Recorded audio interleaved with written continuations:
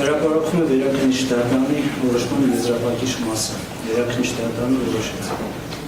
Սահմանադրական կարգի հիմքների պետության և հասարակական անվտանգության դեմ ուղղված հանցագործությունների գործիքավորության տեղական հանրությունների վերաքննիչ բլոկը մերժել, դեղադրյալ Գևորգ Միքայել Արտաշեսի Աջակոյանի պաշտպաներ Արոնյանի Զորաբյանի Աքունցի և Արմենյանի վերաքննիչ բլոկը բավարարին մասնակի Երևան քաղաքի առաջին ացիաներ լիազության քրեական դատարանի 2025 թվականի հոկտեմբերի 3-ի 25 քրեական գործով կայացված դատավճիռը Բեկաներ Վարդը փոխանցելով Շիրակի մարզի առաջին ացիան ընդհանրության դատարան նոր քննության Մեղադրյալ Գևորգ Միքայել Արտաշեսի Աջակոյանի նկատմամբ դրված խափանոց դրային քարանքը վերացնել իսկ բացակայելու արկելքը թողնել անմտող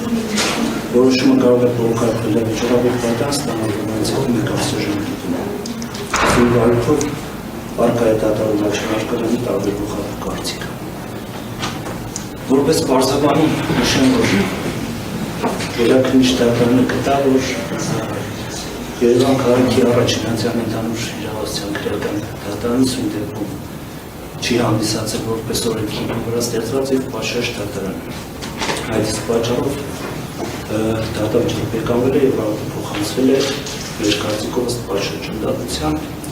Պարոն Մարկարյանը այդ հարցով ունի այդ դիրքորոշում, որի մասին արդեն հատուկ կարծիքով կներկայացնի մնացած մանրամասները կշարժվելու են դատականից հայտարարում փոխված։